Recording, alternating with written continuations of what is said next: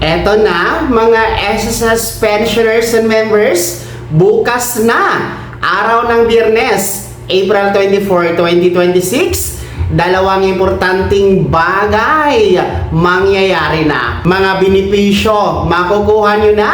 Pag-uusapan natin mamaya-maya. Hello mga ka-vlogs! Welcome dito sa aking YouTube channel. Magandang araw po sa lahat ng mga manonood. Saan po kayong dako sa mundo? Kumusta mga ka-vlogs? Hello din po sa ating team Facebook. Kung sa Facebook page po kayo nakapanood sa video na ito. Shout out mga ka-vlogs! Well anyway, alam nyo ba mga SSS members and pensioners? Bukas na, araw ng Biyernes, April 24, 2026. Nako po, magaganap na ang e-SSS Koala Webinar Episode 4. Yes, kung saan dalawa na importanteng bagay, importanteng topiko ang inyo pong makukuha at malalaman mga ka-vlogs.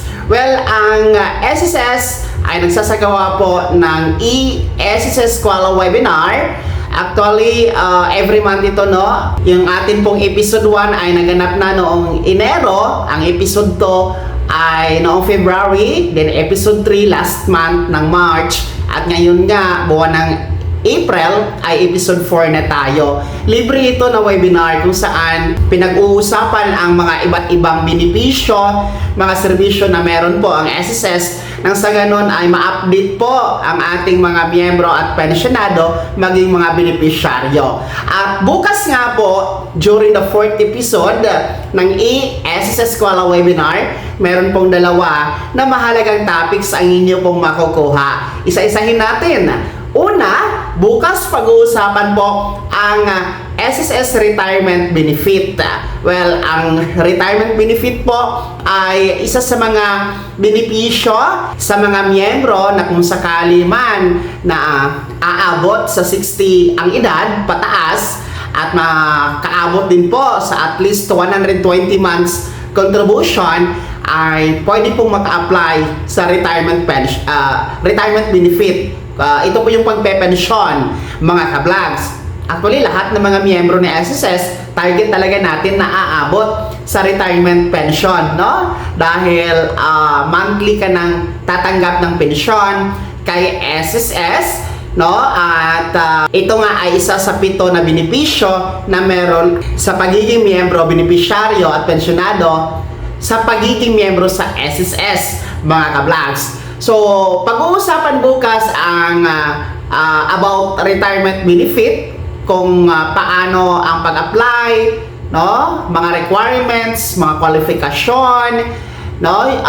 Meron bang mga pagbabago, may mga bagong updates ba, no? Tatalakayin yan bukas, kaya mahalaga talaga na alam nyo para aware po kayo sa gagawin, no? Especially sa mga magpe-pensyon na, malapit ng mag 60 years old. Nako, dapat nyo pong daluhan yan, mga ka-vlogs. Pangalawa na importanteng bagay, topic po na pag-uusapan po bukas during the 4th episode ng e-SSS Koala Webinar ay ang Annual Confirmation of Pensioners or SSS AKOP. Yes mga ka-vlogs, no? Ito naman ay para sa mga pensyonado na required talaga mag-AKOP.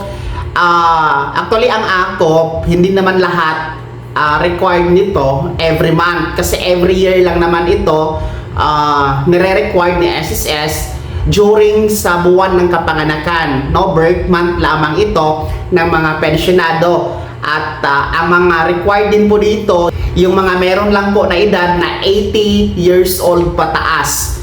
No? So, hindi talaga lahat required. Pero, marami kasi ang mga nakakaligtaan ang pag-comply ng AKOP during the birth month. Kaya, madalas napuputulan ng pensyon. So, i-discuss yan. Isa yan sa topic bukas, no? During the e-SSS Koala Webinar 4th episode.